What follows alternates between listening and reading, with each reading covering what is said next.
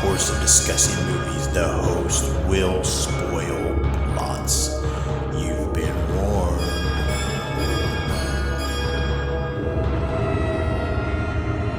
Listen to their screams.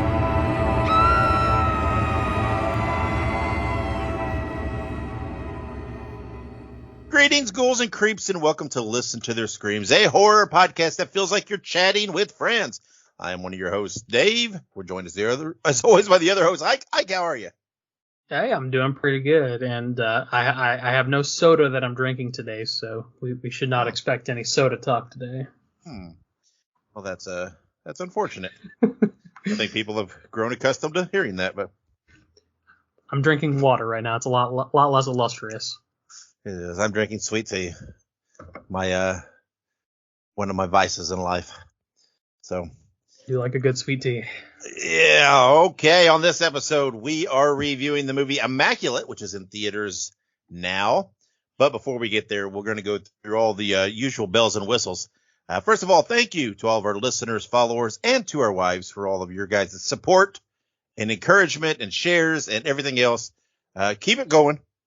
We are trying to keep this scream ball a-rolling, and we can't do it without your love and your support. So we do thank you for that. All right. But before we get to our review, let's go through everything here and start off with Ike. What did you watch this week? Oh, well, I watched a couple things. I did a couple things. I'll start with the what I read, because I've still been reading. I finished a book called Chasing the Boogeyman by Richard Chismar, something like that. It's pretty good. It's like a true crime type book. And then I also I started on Devolution by Max Brooks. Max Brooks is the wonderful author who brought us World War Z. So that's it's pretty good so far. It's about Bigfoot, so can't beat a good Bigfoot book. And then not. And then movies and TV wise, I finished everything that there is for Chucky. So last week I had finished season 1 and started on season 2, and I have finished season 2 now, and then finished the 4 episodes of season 3. I'll be honest with you, I really liked season 1. Season 2 really bored the shit out of me. But season 3 is really good so far. Yeah, I enjoyed the series. I think it's kind of meta. It's kind of cool, and I'm curious to see where they go. Here in the second half of season 3, if I won't say anything for those that haven't seen it, but there's kind of an interesting little cliffhangery going on here as we pause. So there sure is. It's intriguing. So, well, I actually did watch a few things this week. I usually don't, but I am continuing on my Buffy rewatch. Of course, I've watched lots of Buffy, but otherwise, I watched Followers on Screambox, which I mentioned here an episode or two ago. Wasn't bad. Wasn't too bad. I enjoyed it. I did watch It Follows finally. Oh wow! For the first time. And it was all right. It wasn't I don't know. It wasn't great, but it was good. I thought it wasn't horrible. And our mutual acquaintance gives it a lot of shit, and I don't see that. I think it's a solid movie. I did enjoy it. But you know, I hear lots of people say it's their favorite horror movie, and I'm like, it's not really that for me. But I thought it was pretty good. I was pretty liked it, man. The music was great in it. The synth stuff. It was very, very retro. Yeah, and, I'll say that's one of the big things that I always commend about the movies. It's got kind of like I want to call it like dreamy kind of like synth, where it's like, or ethereal. It's very interesting. Yeah. But I have to say my highlight of the week was a kind of a surprise, and one that I wasn't planning to watch per se just yet. I thought, well, what the hell? I'm going to throw it on. We talked about it last episode. It's on Shudder. It's called You'll Never Find Me. Mm-hmm. Remember, this is where the guy lives in the trailer in the back of the trailer park, very by himself, and the girl knocks at his door during a storm, and there's all kinds of stuff. This movie was absolutely surprisingly amazing. I don't know. Maybe it was just me. I don't know I haven't seen a lot of talk about it, but I loved it. It was creepy. It was suspenseful. It built a lot of tension. There were points in the movie where it felt awkward, right? So it gave you that uneasiness.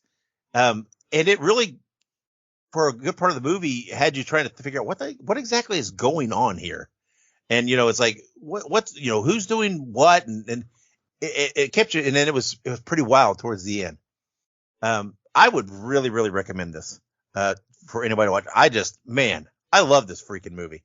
I thought it was great. And, again, it was just kind of a surprise because I haven't heard a lot about it. We mentioned it, like I said, I think last episode. And, I haven't heard much, didn't think much about it, and almost just didn't. I saw it on there as I was kind of scrolling through and I thought, what the heck, I'll throw it on. And man, it immediately just sucked me in. And, so I highly recommend it. Ike, you'll have to give it a watch soon. So I want to see if you thought it was as good as I thought it was. Yeah, I'll have to check it out. I highly recommend it. It was really, really great. I was a little worried because by the description, it described more as like, this suspenseful thriller type thing. And I thought, is this really, but man, it was definitely suspenseful, but it had some horror-esque type stuff. And I love movies that give you that uneasy feeling, right? And there's points in this where it's just like you're uncomfortable, not because it's like grotesque or anything like that. Just the situation and the scenario and everything just makes you uneasy. And that, to me, that really builds tension. And it makes me feel like it's like, oh, come on, get past this, because I'm feeling like I'm just about to jump out of my seat. And, man, this movie did that. It was definitely cool. It's literally, I think, just a 2-actor movie. There are a couple that people in it just right at the end, just for a moment. But I think otherwise it's just the 2 actors, the man and the girl. So those are usually the best kind of movies. Small set, small cast. Yeah, and it is a small set, really. It pretty much, for the most part, just takes place in this guy's home. Like I said, there's a little bit here and there, but well done. I liked it. I thought it was a fun movie. So, but that's what I watched. So I did watch a few things, and they were all pretty good. I would recommend anybody watch It Follows, Followers, and You'll Never Find Me. All 3 of them pretty solid movies that I would recommend to anybody. So good stuff. Bravo. Screambox and Shudder continuing to do well. So let's get now on to our weekly segment, Stump the Cohost. And this week we're going to play Stump the Cohost. And what this is our trivia game. Ike and I have identical horror trivia decks, and we each pull 2 cards out of our deck. That is 4 questions in total. There's 2 questions per card. And we alternate asking each other questions to determine who is this episode's winner. And as of now, so far in 2024, we have played Stump the Co-Host twice, and we have each won one. You were obviously the champion of 2023. But we'll see if you can defend this year. Right now, like I said, we're deadlocked at 1 apiece. So, Ike, are you ready to play Stump the Co-Host? I think so. All right. I believe last time you went first, so I'll go first this time. Sounds good. You ready for your first question? Well, I don't know. That's a loaded question, but go ahead and give it to me anyway. You're like, I'm gonna try my best. Mm-hmm. All right. Who was born at 6 a.m. on the 6th day of the 6th month?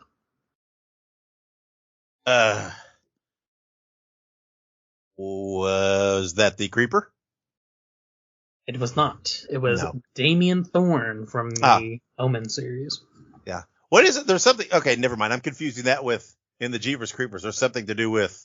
It's like every 23 years or something. Yeah, like the that. feeding cycle or something, and that's what I was getting confused on. I should have known it was little damn Damien.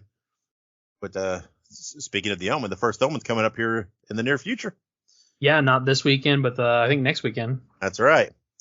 All right, Ike, here is your first question. What 1983 slasher film ended with a gender-bending twist by the lakeside? I'm going to say Sleepaway Camp. That is correct. Correct, Amundo. That is. By the way, for those that are keeping score, Felisa Rose does follow us on Twitter or X or whatever.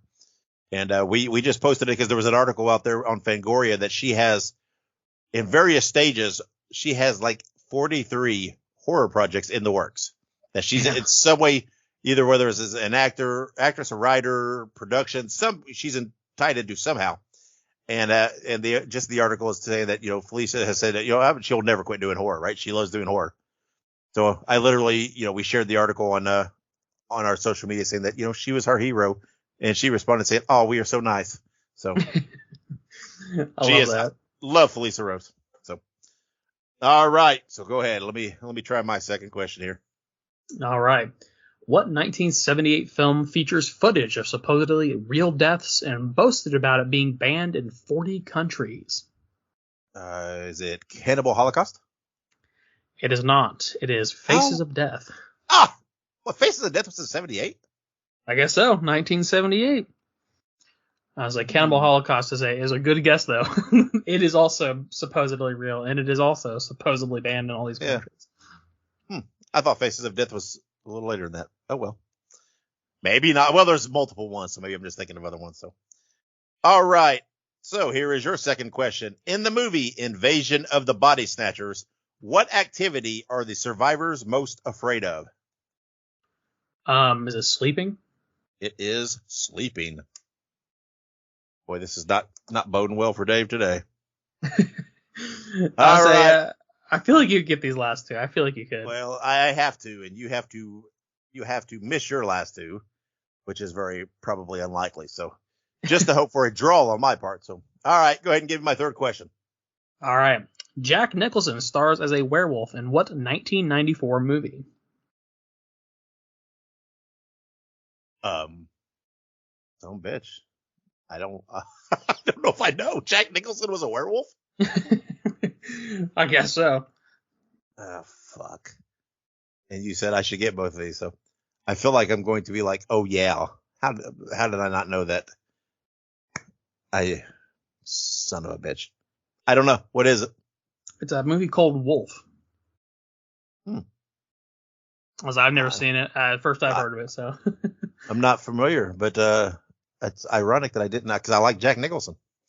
But man, well, that just assured me a loss. So, all right, here's your third question. What actress played Tiffany in The Bride of Chucky?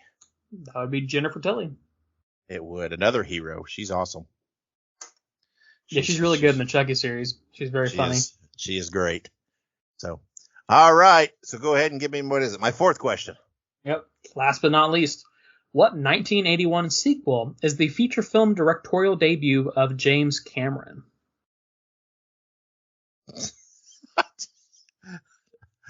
Oh, dear God. 1981 sequel, huh?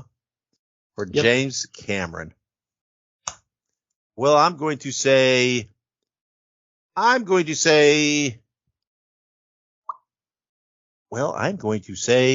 Aliens. It is Piranha 2, The Spawning. Fuck you, James Cameron.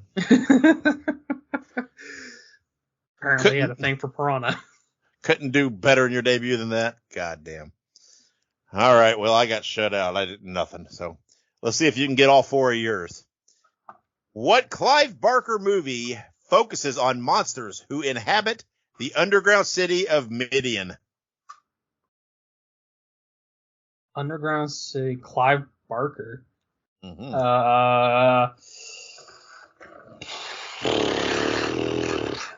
What?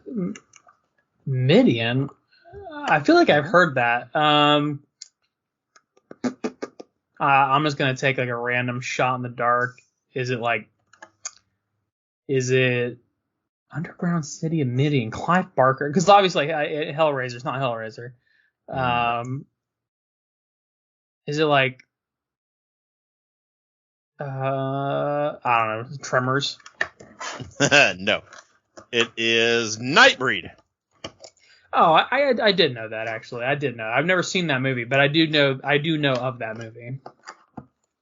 Well, Ike, you have won to take a 2-1 lead for 2024 and to try to defend your crown. So, yippee-ki-yay, happy trails. Happy trails. Not good for me. I did a very poor showing today. But oh well. So let's take a quick break. Hopefully. But let's take a break, and when we come back, we'll have our news, birthdays, and anniversaries, and all that stuff, so stick around. Make sure you subscribe to Listen to Their Screams on your favorite podcast platform. Also, make sure you look us up on social media. We're on Facebook, Twitter, Instagram, Letterboxd, TikTok, and Slasher. All you have to do is look up Listen to Screams. That is Listen, the number 2 in Screams, and you can find us there. Also, make sure you go and buy yourself a Listen to Their Screams t-shirt. You can find all of our shirts at tinyurl.com/Screams Shirts. Spread the news. Spread the news. Spread the news. And welcome back to the news. All right. We are going to start us off talking about last weekend. Horror had a very powerful weekend last weekend. Late Night with the Devil did almost 3 million good for number 6. Immaculate did over 5 million good for number 4. And Ghostbusters did over 45 million good for number 1 for the weekend. This coming weekend is not nearly as strong for horror, but good weekend last weekend for sure. Yeah, I suspect Immaculate will have continue fairly well. I don't know about Late Night with the Devil. It's not got a big push, but I venture to guess that Ghostbusters will continue strong for a few weeks. For sure. But we'll see. I don't think there's really not a whole lot debuting this week, really. So we'll see how those do in their second week. So very good. All right. Next up, it has been confirmed in the upcoming Killer Clowns from Outer Space video game that it will feature female clowns plus the original Dickies theme song from the movie. Obviously, we've talked quite a bit about Killer Clowns from Outer Space. We both like the movie, and we're both excited for the video game. So very excited to see what comes of this. So more content, the better for the game, is what I would say. Yeah, it's pretty cool because the whole Dickies. I mean, that song is so integral to the movie. It's such a great song for it. And it was very weird because it was like there was a release that said, no, unfortunately, it won't be part of it. And then like a little bit later, there was like, okay, yeah, it is. So I don't know what, apparently they struck a deal there somewhere. But yeah, so it is supposedly going to be in there. So that is good news because that song is as much a part of the movie as anything else. Absolutely. Music is a very integral part of horror. So don't get it mixed up. All right. We have a couple of movies coming to streaming this week. First up is Lisa Frankenstein coming to Peacock March 29th. We have reviewed Lisa Frankenstein. We gave it generally good reviews. And of course, Peacock is not a absolute trash streaming service, so it's going to be watchable. Yeah, I recommend Lisa Frankenstein. It's a good watch. Hopefully, the majority of the people went and saw it in theaters, but if not, it's something that I intend to give another watch on Peacock. So, yeah, absolutely. I like me some Catherine Newton. That's right. Yep, it's Supernatural alumni. Mm-hmm. She's also going to be at Abigail coming out soon. She is. Yep, she's going to be one of the kidnappers, not kidnappers. All right. The kidnappee is a vampire ballerina. That is correct. Named Abigail. Love that. Love it. I think it'll be good. I'm very excited for that. Mm-hmm. All right. Also, Night Swim will be coming to Peacock on April the 5th. Night Swim had less than stellar reviews from Ross at least. So, it is what it is. If somebody has a hankering for some poor water-themed PG-13 horror, then it's right up your alley. Yeah, here's what I'm going to say. I didn't care for it a whole lot, but it's on Peacock. If you subscribe to Peacock, so it's not costing you anything further, give it a watch. Give it a try. It's not, there's parts that are okay, but generally I was disappointed with the movie. But absolutely. I guess that's a weird thing to say. I was disappointed with the movie, but still support it and watch it. Hey, basically, our line in the sand is we may not like the movie, but we want them to make more. So that's right. I watch a lot of stuff, A lot of stuff, and I'm like, okay, I'm going to watch anyway, even if I think I'm not going to like it, because I want to support horror. Amen to that. You got to support the bad stuff to continue to get the good. That's the way I look at it. No, that's absolutely true. You get the good with the bad with the good. Yeah, and sometimes when you watch a movie that you don't think much of, you get a surprise, like the movie that I watched that you'll never find me.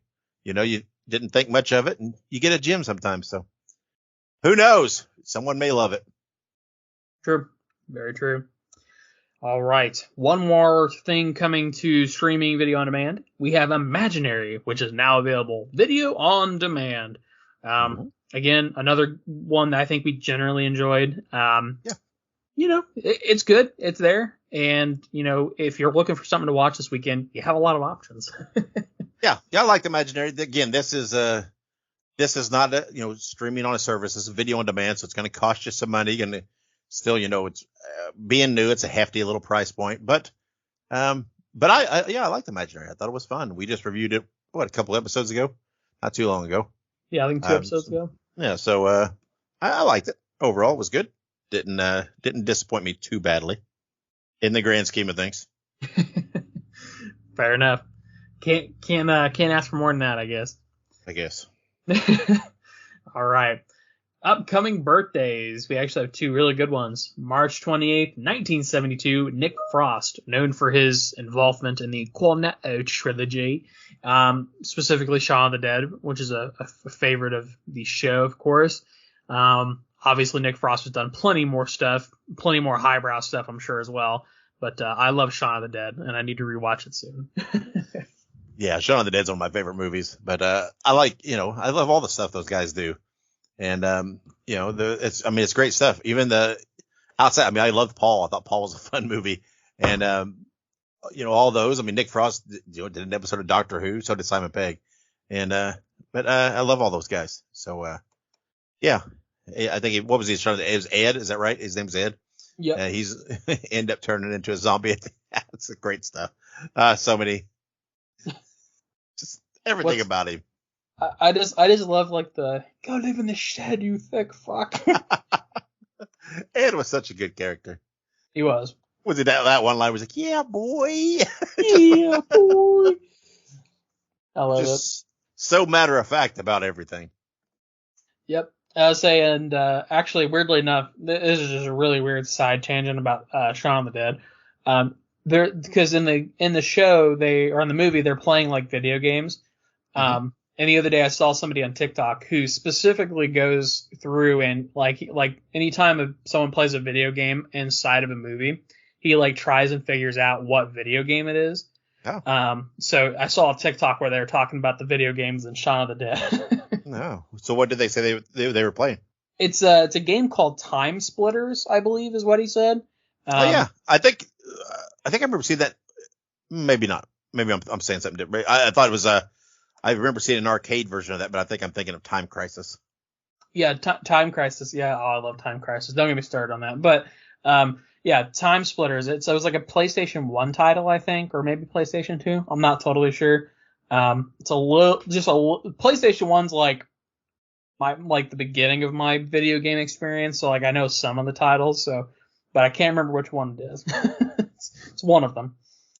But anywho, moving on from Nick Frost and Shaun of the Dead, we have another Sean as a birthday here.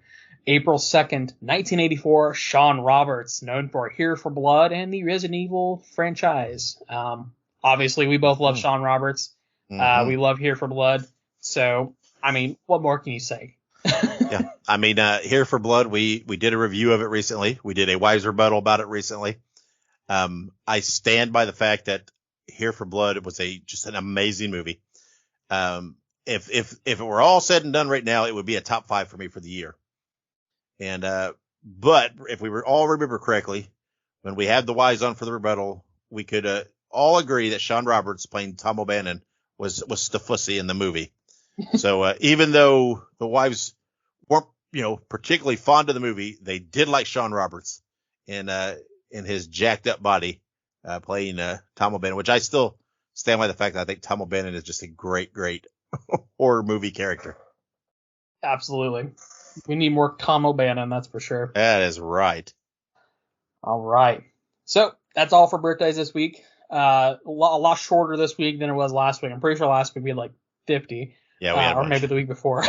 But good stuff. All right.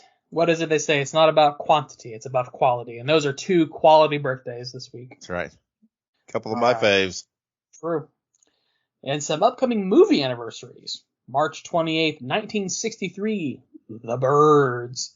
I have seen The Birds once upon a time. I've also seen a film called Birdemic. It's definitely not the not the same as The Birds, that's for sure. No relation. No relation, thank God. But obviously, for people who are unaware, it's an Alfred Hitchcock film. It kind of exists as a totem of the beginning of horror and some of the more classic horror of the 60s. So yeah, absolutely. For people who haven't seen it, give it a watch. You won't be sorry. Yeah, I mean, movies like this, the Hitchcock films, Psycho, things like that. Those were necessary steps to get us where, what led into the 70s, into the 80s, into today. I mean, you couldn't jump from A to Z. There had to be a progression, and and they're still good movies to watch. They're, you don't compare them when you think horror. Don't compare them to what horror is today. Just watch them for what they are, and they're still solid films. Yep, absolutely. All right, and then this is another timely release. March 30th, 1988, Beetlejuice. Of course, Beetlejuice is a pop culture icon, and I'm very excited to see the next film. I really like the trailer for Beetlejuice, which is what the title of the film is. Mm-hmm. I've said it 3 times, so I'm expecting him to appear any moment now. So, but yeah, I love Fingers crossed. Fingers crossed. Hopefully he shows up before we're done recording. We can get him on the show. That's right. Get an exclusive interview with the Demon Beetlejuice. But absolutely, we both love Beetlejuice. We're both super excited for the new film. The trailer looks so good. I think it's going to be great. It is. I love Beetlejuice. I still can't fathom the fact that we're getting a sequel. It just seems surreal to me. And I am the world's. I love Michael Keaton. He is my Batman from '89 and Returns. But there's so much. I love everything about him. He is just such a cool guy. And Beetlejuice is just yet another reason that I love him. That's not even taking into account everybody else in the cast. I mean, it's just such a great cast. I would say we have Catherine O'Hara, Winona Ryder, Jenna Ortega. It's just, it's great. It's going to be good. I'm very excited. And supposedly, I read that there are going to be some other potential cameos or, step-ins. I heard that I don't think Gina Davis is in it, and obviously Alec Baldwin's not going to be in it. As he is currently pending trial for his involvement in that debacle. So he's not going to be in it, and I heard Gina Davis wasn't going to be in it either. But I heard there were some other potential cameos that were to be made. So we'll see. Yeah, I think there'll be some surprise stuff. No, maybe not even. I think there'll be some surprises, not even Beetlejuice related. I think we'll see some people pop up playing, wacky afterlife characters and stuff like that. I just think it's because, there's always these other characters that are kind of funny and cool. I mean, there's the people cut in half and all these different things, in the first one. And I have a feeling, there's a gut feeling there's going to be some marquee cameos playing just these little spots of some of these, afterlife creatures and demons and so forth. So we'll see. We shall see. And then we have also a couple more here. April 1st, and not to kid around, no practical jokes here. April 1st, 2011, Insidious. Insidious, The Red Door came out not that long ago, a few months ago, something like that. So we have reviewed that. We both love the Insidious franchise, and of course the first 2 are, iconic. So this is another good little anniversary because it's crazy to think that was 13 years ago. Yeah, it's wild with some of these modern films and modern franchises that are still been going on. It is so weird to think when you get how long it is till some of these the first movies came out or the early movies of these franchises came out. It just does not feel like it's been that long ago. But It's odd. That's what happens when you get old. True. And then April 3rd, 1968, Planet of the Apes. Is this like the original like Charlton Heston? Is that right? It is. Perfect movie. This movie, oh God. Yeah, the original.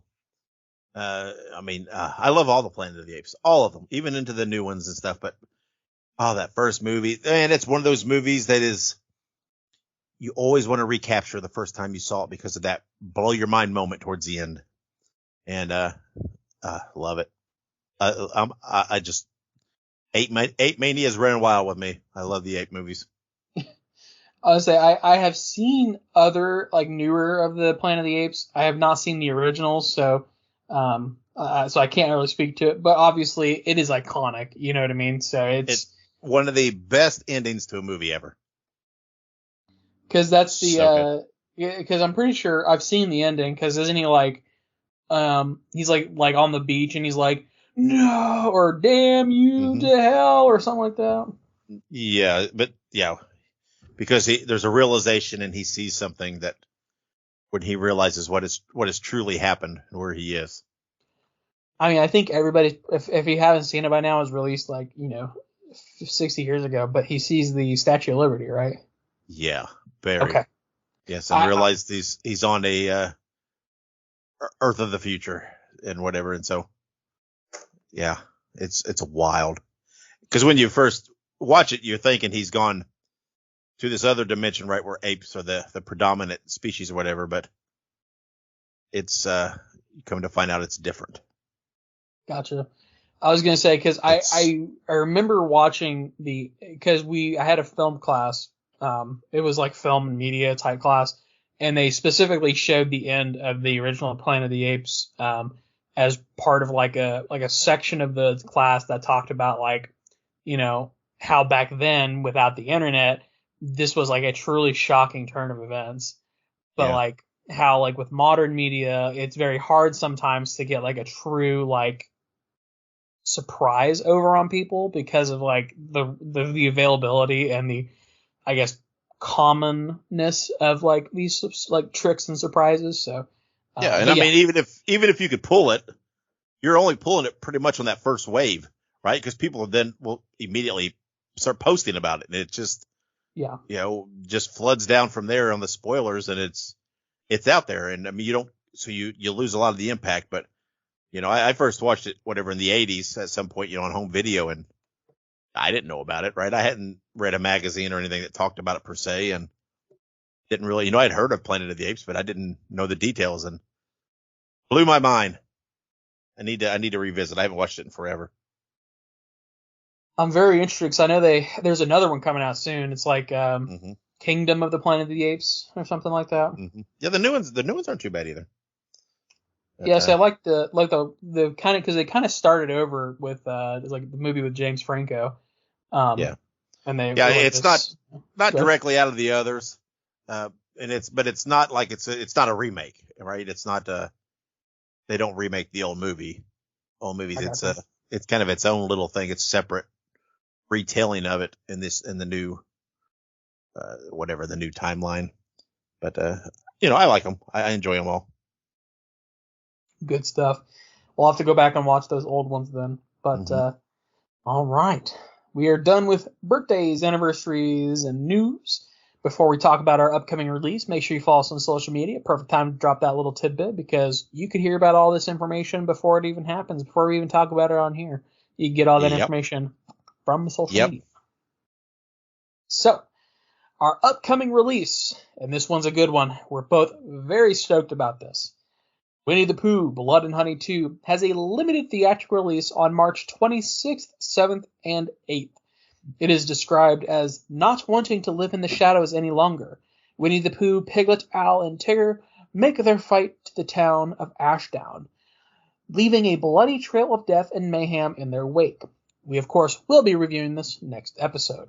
I forgot to mention at the beginning of the episode, but last weekend I did actually get a chance to watch the first one. I've been kind of waiting to watch it until it was closer to time for the second one. Mm-hmm. And I really, really liked it. It was extremely good. obviously a little cheesy here and there, but there were some legitimately like jarring like deaths and like gore in the movie that I was just very surprised about. So, Yeah. And I heard that Winnie the Pooh 2 had like 100% on Rotten Tomatoes for a minute. Yeah. I mean, it was early on, but still. I rewatched the first one again. I'd already seen it, but I watched it again actually just today. And but yeah, I've heard that, the second one's got a lot more budget because the first one did so well. So they're they've amped it up. And I've heard some early rumblings because the first night of showings has already been out as of when we're recording this. And they're saying there's a kill in there that's already should be a Kill of the Year nominee. So I'm curious what that is. But I cannot wait. I don't care how cheesy it is. I don't care, like Monica says, that this stuff is ruining her childhood and a lot of her things. Whatever. I am so invested into these what we've called the public domain horror. And what is it? They're called the Twisted Childhood Universe or something like that, or however, I can't remember what they're calling it. I love this. I think these are great. You're taking things that are fairy tale-ish, and people can say what they want. They're taking it more back to the roots of the fairy tales than anything at Disney, anything else has done. I mean, grim horror and some of those fairy tales, they were horror for the day. And but I am so excited. I cannot wait to see this movie. I'm so stoked to see it in a theater because the first one, we didn't get to see, right? It was very limited, but because it did pretty well, this one's got a little more. And so I'm so excited to see it in a theater. I cannot wait. I can't wait to talk about it next week.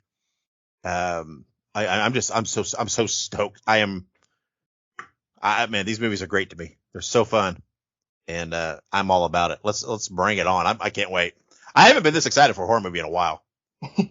I was gonna say this is one of those movies too where like I don't know. It's just like obviously it's weird because like you said you wouldn't expect like a movie about like childhood stories to be as good as it is like this. So especially, and this is another thing too, is that it kind of indicated to me that like, okay, this is going to be good. My wife really liked the first one. So, and I was not expecting her to like it because, based on her opinions of other movies, I'm like, okay, she's not going to like this movie, but it is what it is. But she enjoyed it a lot. She was like, that was actually a lot more fun than I thought it was going to be. So I feel like the expanse of this film is very broad, and I feel like there's a pretty big audience for it now. Like you said, this next one's going to have even bigger budget, so I'm pumped. I think it's going to be good. I think it's going to be great. Yeah, I can't wait to watch it. More on that next episode. That's what I was going to say. Next episode, we're going to have a lot more to talk about for sure. But all right, there you have it. We had our little conversation about Winnie the Pooh, Blood and Honey and 2, and we also had a nice, good conversation about Planet of the Apes and everything else. So if you like all this information, like we said, follow us on social media. But stick around because when we come back, we will have our official review of Immaculate. Listen to Their Screams is now a Fangoria collaborator. Get 20% off your order at shop.fangoria.com by using the promo code LISTEN2SCREAMS at checkout. That is listen, the number 2, and screams. Or you can click the link in the show notes. All right, and we're back here on Listen to Their Screams, and it is review time. And this week we are reviewing Immaculate, which was released in theaters on March 22nd. It grossed $5,360,000 on its opening weekend, which was good for number 4, directed by Michael Mohan, written by Andrew Lovell, starring Sydney Sweeney, Alvaro Morte, and Simona Tabasco. And Sydney Sweeney's blowing up. What was it? Don't remember right now. There was something I saw that she's in the running for a pretty big part coming up in something. But she's kind of blowing up. So Ike, you're going to have to shoulder the load on this because when I saw this, I was in and out, not feeling well, did not really get to watch very closely. I don't know that I will be able to contribute a whole lot to this because I am at a loss here, and it's almost like not seeing it. So we're going to let you carry it and carry the load on the review here. I can do that. And I have good stuff to say about this. I have a lot of good stuff to say about this. So to start us off, this movie, in my opinion, was the perfect length. It was exactly an hour and 29 minutes. It was weird because the theater I went to watch it in, they're having technical difficulties. So like I didn't get to see any previews before this movie, which kind of sucked. But they basically was just sitting there and then boom, the movie started. So I was like, all right, whatever. I don't care that much. But I was a little bummed that I didn't get to see any trailers. Damn it. I love trailers. But anywho, outside of that mishap, from the get-go, this movie had ambience. And I feel like that's something that's really understated in a lot of movies, but you start the movie and immediately you are treated to a woman sneaking around a very old building. And obviously you come to learn that it is a monastery of some sort, I believe is what they call them. And basically she sneaks around getting keys and whatnot to escape. So obviously this immediately gets you on edge, right? This person's walking around, the floors are creaking, everything's moving and making sound. And all of a sudden, she escapes, but she is quickly apprehended by some nuns that are covered in black. And we are treated to a very grotesque leg break scene, a short 5 to 10 minutes into this film. So that's a perfect way to start the movie, right? Not only do you have fantastic ambience, but you also have a very violent maiming that occurs almost immediately, which is just a perfect, exemplification of what we're about to embark on. So as many people can guess, Immaculate, the title is what it sounds like. It is talking about something that is immaculate. In this case, immaculate conception of some form. I think the big points to kind of point out with this, because obviously I don't want to give everything away. First and foremost, Sydney Sweeney plays a perfect role. She plays the role so great. She appears as sort of this innocent, sort of lost character who's trying to find meaning in her life. We find that, she came to this monastery at the bequest of one of the priests who reached out to her. And of course, there's a lot of story about how she got there and why she was there, but obviously I don't want to give all of it away. But the big sort of lead up to this is that as soon as she arrived, she had been a nun for most of her life. She had, remained, vigilant to her vows. She had never, and this is important, she had never been with a man. And eventually we learn that she is with child. So because of this, the nature of this conception, she is somewhat regarded as like almost a deity by these people in this monastery. She is treated with, utmost respect and everything else. But we soon learn that the nature of her conception is very, what I would say, twisted. There is sort of a twist as to who the father of the child is, but I will save that for maybe other people to watch and to learn. But the other thing that I want to say about this movie, beyond the ambience, beyond the scenes and whatnot, is, again, Sydney Sweeney's acting. There is a scene where she begins to give birth, and obviously I am not a woman. I have never experienced childbirth. And I have never seen somebody give birth, and I hope not to see anybody give birth until if and when I have a child one day. So I'm not asking anybody to send me anything. So that being said, I was so uncomfortable during the scene that she was giving birth. Not in a bad way, but in a way that, like, it seemed real. The way that she was screaming and bearing down, and she was staring so intently into the camera, it was so uncomfortable, and it was supposed to make you uncomfortable because it was a violation. She had been violated in a way, and she was, and it almost felt like she was now violating the viewer to have them, share in her pain. And it was truly a hard watch, but a good watch. And then there are also a lot of other scenes, a lot of blood and gore, a lot of stuff that just really gave the film this just air of just terror and this air of dread. So much good stuff to say about it. And then, of course, the very final scene is very hard to watch. There's a sequence where she is trying to escape while about to give birth. And there is just a very long chase scene that is so well done and just so gruesome, but also so like visceral. And it was just, it was magnificent. And like I said, I won't say what the ending is because the ending is, it needs to be seen in order to understand it. So, but yeah, so that's what I have to say about Immaculate. I know I've just been kind of rambling on, but it was truly honestly, it is the best movie this year. I would put it above Here for Blood simply because this movie is more highbrow than Here for Blood for sure. And this movie, in my opinion, it could win an award. It is, and as we were walking out of the theater, I said to my wife, this is this generation's Rosemary's Baby. Because Rosemary's Baby offered a maternal horror that is not often done. And this is probably the closest thing to the feeling of watching Rosemary's Baby the first time.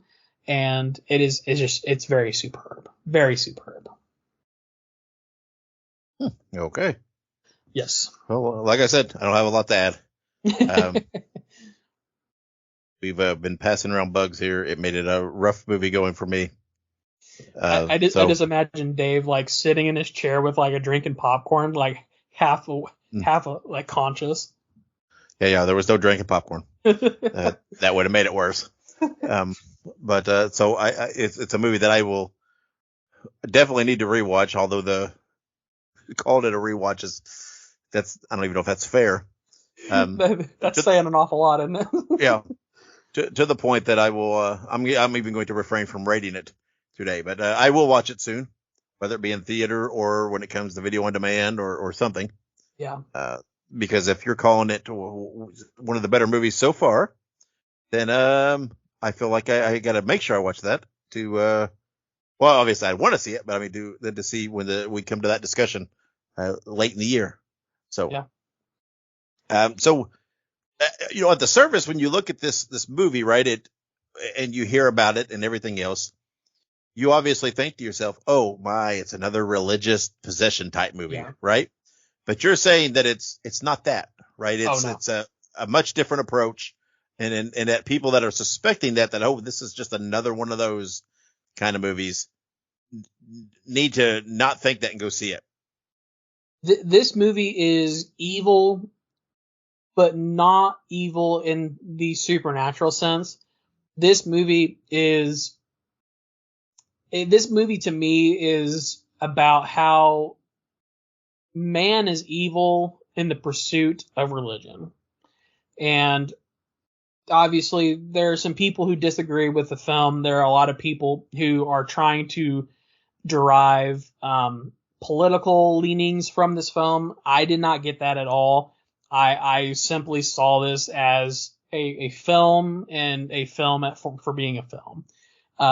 But yes, it is not a paranormal movie. And if anything, the evil in this is very real, very human.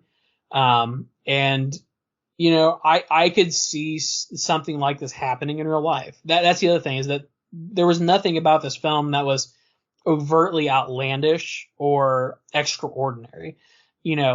Everything about this film seemed like something that could happen, which I think in some ways adds to the level of horror that you get from it, because what's more terrifying than having your entire bodily autonomy ripped away from you and being expected to bear a burden that you did not ask for? You know what I mean? Which I guess, depending on your outlook, could be political. But in my opinion, it's not. It's just that this person, this entity, this, body tried to enact its will upon a character, and the character's fighting back. And so it's a very good movie. I mean, it is, like you said, it's not like a paranormal possession, like Power of Christ compels you type movie. And to me, it is just a simple, man can be evil, and in the pursuit of truth or in the pursuit of knowledge, they can still be evil type movie. All right. Well, there you go. Like I said, I think so many people, when they see a movie that has a priest or a nun or whatever else, that's what they do, right? I mean, and that's the way it is, right? You jump to that conclusion that it's that type of movie, and another one of those. And we've discussed in the past, right? Those type of movies the demon possession set in the religious setting, sometimes they blur together, right? There's not much there that differentiates them sometimes. So, so it's good to know that this is, something different while still within that setting per se. It is not that angle. It's not that approach. It is not that type of movie. And, it is something different. So hopefully, if anybody was on the fence because of that, which I would suspect there might be a few, who knows, that maybe that will encourage them to go ahead and go see it. And although, go ahead.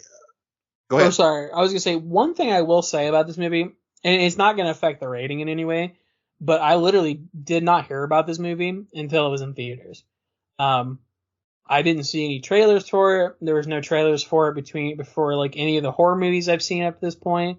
Like, I didn't even know. Honestly, my wife told me about it, and she was like, I really want to go see it. And I'm like, yeah, this looks good. I mean, like, why have I not heard of it?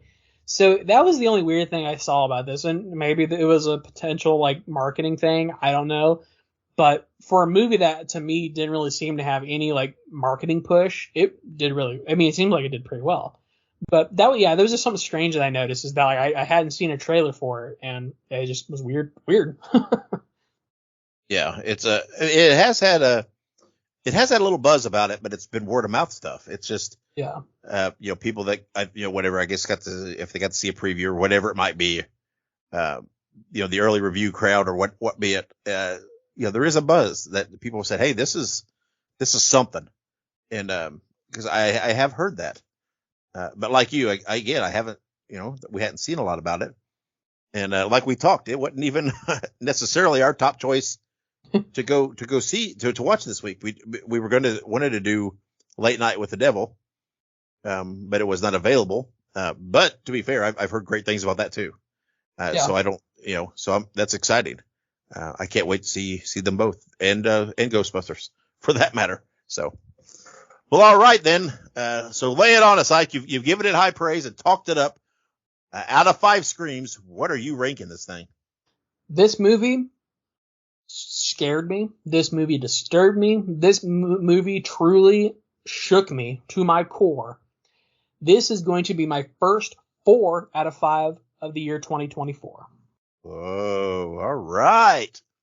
So there it is, in Immaculate, the first 4-rated movie from Listen to Their Screams so far in 2024. So that I guess that slots it in as we stand now as the number 1 movie. I've yet to see it again, but still, I don't know that I will bring it down that much. But there you go. So bar's been set. Perhaps when we do our year in review, but there are still some great movies upcoming. The First Omen's upcoming. Everybody knows Terrifier 3 is coming. That's that's the one. I mean, Terrifier 3 is going to be the one to beat, honestly. I'm going to be real with you guys. I liked Immaculate, but I am anticipating Terrifier 3 will be the first 4.5 out of 5. There is no point in us trying to hide the fact of how much we love the Terrifier movies. Yeah. And how much we love Art the Clown. And to sit here and say that, you know what, I don't know what they could do that would make us say, oh, nope, never mind. It's not going to happen. I don't see them screwing it up enough that we're not going to rave about this movie and love it. And that this movie is probably not going to be our number 1 movie of the year. I'm sorry if anybody feels, well, that's ridiculous, but everybody's like that. Everybody's got if there's a movie that they really, really like or really looking forward to, you just know. And, again, I don't think they're going to do anything that's going to really change that opinion, but who knows? We're not there yet. So, we'll see, but, I would not hold thy breath if, they'd have to fumble the bag pretty hard for us to not like that movie. I feel like it's going to be a battle for number 2 for the year, but we'll see. Speaking of a battle for number 2, next week there's a movie that could be there. It could come end of the year for us, as much as we like these movies, that could be in contention for that top 5. And of course, like we mentioned earlier, that is Winnie the Pooh, Blood and Honey 2. It is in theaters now, a limited run, the 26th, the 27th, the 28th of March. By the time this drops, it's the last day. So if you're listening to this the day of release, and you haven't seen it, go do it. I'm super psyched, super stoked. I can't wait, and I can't wait to talk about it next episode. So, Ike, before we close out, put a bow on Immaculate and get ready for a little blood and honey. Anything you want to throw in there? Man, I'm hungry. I don't know if that's. Me too. We're back to our schedule of like recording before we eat, so like I'm hungry. I'm ready. Me too. And I think it keeps us lively. It does. When we're full, it's just like, okay, everything's good in the world. I'm full and happy. And this movie was great, even though it was really shit. But I don't care because goddamn the tacos were good earlier. So, right. But yeah, when we're hungry, I think we're a little on edge and we're a little livelier. And I feel like sometimes, like you said, like it's like the Thanksgiving effect. You got a full belly and everything's just like rose tinted glasses or something. Mm-hmm. Plus, it's just weird to be thrown out of the routine. It just feels awkward. It is. And no matter what you say, it's just like you feel like this is all wrong. And this is just not right. So it's good to be back in the groove. So good stuff. That's what it is. I mean, I'm a routine oriented guy, and I find comfort in my routines and schedules. So same. So there you go. And speaking of routines and schedules, we'll be back with another episode next week. Again, reviewing Winnie the Pooh, Blood and Honey 2. Guys, go see it. If you delay listening to this, you've already missed it. But if you can still go see it when it comes out streaming or video on demand. Buy it. Support these, the indie filmmakers. I mean, because there was such a massive support for the first one is the reason they're getting to do this second one and do this massive universe and all these other movies. And that's exciting. It's exciting to see these guys do it and this grassroots thing, and it has this following and enable them to really explore what they want to explore. And it's a lot of fun. So anyway, that's all next episode. We'll dive into the blood and the honey. Ike, you can have the blood. I'll take the honey. And we'll do that next episode. But I don't know, like in Dodgeball where they say that they're selling blood and semen. It's like, not mixed together. I don't know if the blood and honey are mixed together. I just don't know. But I guess we'll see when we see the movie. That's right. And we'll talk all about that next episode. But until then, make sure you subscribe to us on your favorite podcast platform. Make sure you follow us on all of our social media outlets and tell a friend about those two hungry, kooky guys talking about horror movies. And, help us out. Help us spread the word. So until next episode, I'm Dave. That's Ike. And wherever you go, wherever you do, be good, be safe, and have many pleasant nightmares.